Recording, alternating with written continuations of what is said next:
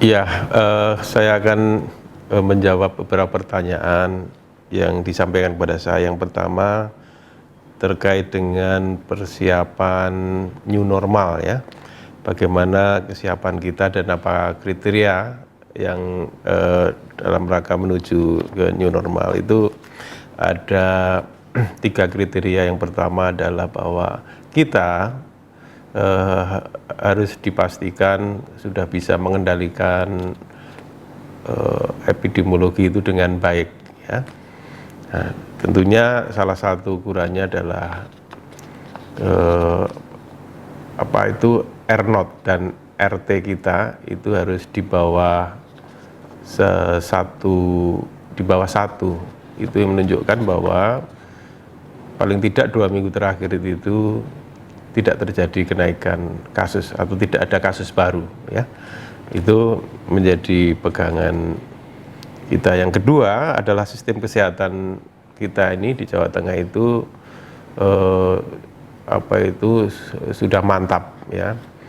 Artinya kesiapan fasilitas kesehatan kita, baik itu puskesmas, baik itu rumah sakit ya, lalu ketersediaan tempat tidur, ruang isolasi, ketersediaan ventilator ya, ketersediaan SDM ya, itu juga merupakan indikator-indikator penting kita dalam rangka menuju new normal tersebut.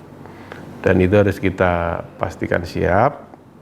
Untuk apa? Untuk apabila nanti new normal itu gagal dan terjadi ledakan kasus atau gelombang kedua ini, maka kita pada prinsipnya fasilitas kesehatan kita ini sudah cukup mampu, yang siap ya, sedia. Yang ketiga tentunya surveillance kita harus baik. Maka saat ini saya sudah minta pada teman-teman di kabupaten kota untuk melakukan suatu tracing dan tes sebanyak-banyaknya. Bahkan kita memberikan suatu target ya, setiap 1 juta penduduk paling tidak kita melakukan tes 3.500 tes. Tes di sini yang kita maksud adalah tes PCR ya. Jadi pemeriksaan antigen, swab test ini ukurannya, bukan rapid test ya.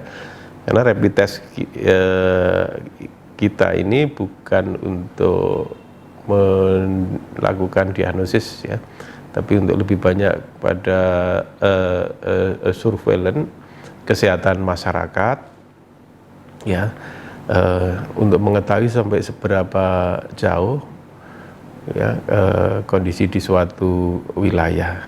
Jadi seperti itu, sehingga standar kita adalah pemeriksaan PCR, baik itu yang dilakukan oleh laboratorium rujukan COVID kita maupun di rumah sakit yang mempunyai kemampuan pemeriksaan PCR.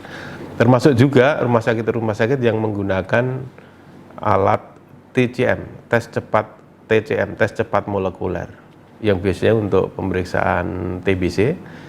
Ini dilakukan upgrade ya, alat tersebut bisa untuk dilakukan pemeriksaan COVID-19 ini.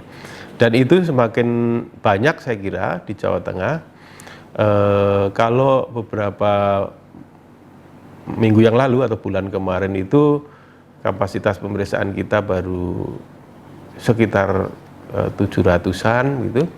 Sekarang ini sudah lebih dari 1.500 per hari. Jadi kita sudah siap untuk membackup kabupaten kota. Untuk itu teman-teman di kabupaten kota silahkan meningkatkan tracing dan tesnya ya, tentunya dengan treatment yang baik juga ya. Kita akan membantu dan membackup ya. Lalu yang terakhir adalah kenapa kunjungan di Rumah Sakit Karyadi khususnya untuk penyakit penderita COVID-19 ini menurun. Padahal sebelum-sebelumnya ini kunjungan COVID-19 di Rumah Sakit Karyadi banyak. Iya, Sekarang menurun kenapa? Karena sudah banyak rumah sakit yang mampu untuk melakukan perawatan COVID-19 ini. Pada awal-awalnya memang belum banyak rumah sakit yang mampu, sehingga semuanya terkonsentrasi di rumah sakit Karyadi dan Rumah Sakit Muwardi Solo ya.